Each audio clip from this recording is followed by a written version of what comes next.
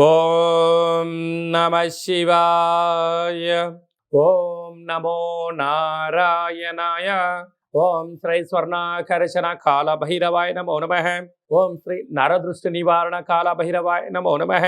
నమస్తే అస్తు భగవన్ విశ్వేశ్వరాయ మహాదేవాయ త్రయంబకాయ త్రిపురాంతకాయ త్రికాగ్నికాలాయ కాలాగ్నిరుద్రాయ నీలకంఠాయ మృత్యుంజయాయ సర్వేశ్వరాయ సదాశివాయ శ్రీమన్మన్మహాదేవాయ నమో నమః. హరి ఓం. మా ఛానల్కి స్వాగతం. చూస్తున్న వీక్షకులకు ప్రేక్షకులకు ప్రియ కాళభైరవ భగవద్బంధులకి స్వాగతం పలుకుతూ మమ్మల్ని ఎంతగానో ఆదరిస్తూ ఉండబడినటువంటి ప్రియ సోదరీమణులకు సనాతన ధర్మ సంరక్షకులకి అందరికీ కూడా మహాశివరాత్రి పండగ శుభాకాంక్షలు.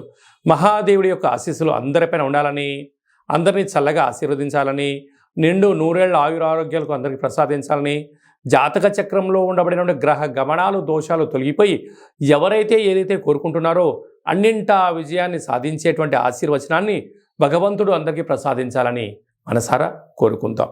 1-3-2024 నుండి 15-3-2024 వరకు పుట్టినటువంటి వారందరికీ కూడా ముందస్తుగా జన్మదిన శుభాకాంక్షలు. గతంలో వివాహం చేసుకున్న వారికి వివాహ వార్షికోత్సవ శుభాకాంక్షలు. ద్వాదశ రాశుల్లో గ్రహ గమనాల్ని ఒకసారి వీక్షింపచేద్దాం. మేషరాశిలో గురు సంచార స్థితి, కన్యరాశిలో కేతు సంచార స్థితి, మకర రాశిలో కుజుడు మరియు శుక్ర సంచార స్థితి, కుంభరాశిలో రవి బుధాదిత్య రాజయోగము మరియు శనేశ్వర స్వామి వారి యొక్క సంచార స్థితి. ఏడాది తర్వాత రవి భగవానుడు కుంభరాశిలో సంచారము, 30 సంవత్సరాల తర్వాత శని భగవాని చేత రవి తన స్వక్షేత్రమైనటువంటి శని భగవాన్తో కలిసి సంచారం చేయడము ఇది ఒక యోగదాయకం అని చెప్పి గమనించగలగాలి. అలాగనే మీనరాశిలో రాహు సంచార స్థితితో ద్వాదశ రాశుల్లో గ్రహ గమనాలు ఈ విధంగా ఉన్నాయి. 8వ తారీఖున బుధ భగవానుడు మీనరాశిలోకి సంచారము, 9వ తారీఖున శుక్ర భగవానుడు కుంభరాశిలోకి సంచార స్థితి, 15వ తారీఖున రవి భగవానుడు మీనరాశిలోకి సంచార స్థితితో ద్వాదశ రాశుల్లో గ్రహ గమనాలు ఈ విధంగా ఉన్నాయి. మకర రాశి వారు మహాశివరాత్రి సందర్భంగా, ఆదివారం అమావాస్య సందర్భంగా ఎలాంటి విధి విధానాలు పాటించాలో ఈ వీడియోలో సవివరంగా సంపూర్ణంగా తెలుసుకుందాం. మకర రాశిలో ఏ నక్షత్రాలు వస్తాయిగా, ఉత్తరాషాఢ నక్షత్రంలోని 2, 3, 4 పాదాలు, శ్రవణ నక్షత్రంలోని 4 పాదాలు, ధనిష్ఠా నక్షత్రంలోని 1, 2 పాదాలను కలిపితే మకర రాశి. చాలామందికి పుట్టినటువంటి కాల సమయంలో డేటా ఆఫ్ బర్త్లు లేనటువంటి కారణం వలన పేరు యొక్క మొదటి అక్షరాన్ని అనుసరిస్తూ రాశిని తెలుసుకునే ప్రయత్నం చేద్దాం.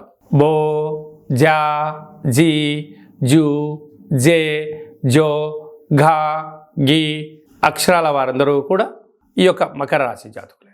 మకర రాశి యొక్క అధిపతి శనేశ్వర స్వామి వారు.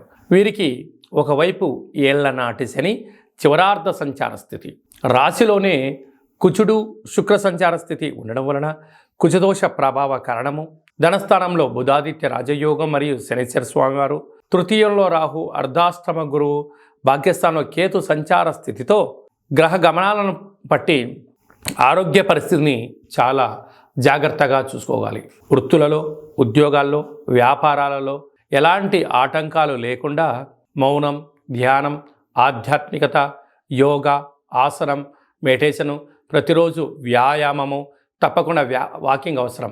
ఆహార నియమాలు పాటించగలిగినట్లయితే శ్వాస సంబంధించిన వ్యాధులు కానీ, లంగ్స్లో కానీ, లివర్లో కానీ, హెడేక్ లాంటి బాధల నుంచి మీరు ఉపశమనం పొందడానికి అధికంగా ఉంటుంది. కనుక సకాలంలో తిండి, సూర్యోదయం సూర్యాస్తమయం చూసే మానవ ప్రయత్నం చేయండి.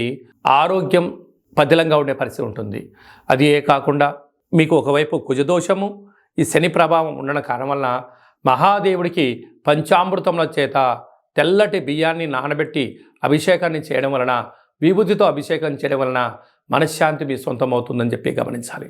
ఆదివారం అమావాస్య సందర్భంగా తెల్ల జిల్లేడు వృక్షం దగ్గర దీపము, తెల్ల జిల్లేడు యొక్క వేరును గృహంలో ఉంచుకోవడము, కూష్మాణ దీపంలో దీపం పెట్టడము, కాళభైరవ సాధన మీకు యోగం, అదృష్టం, ఐశ్వర్యాన్ని మీకు ఇస్తుందని చెప్పి గమనించాలి.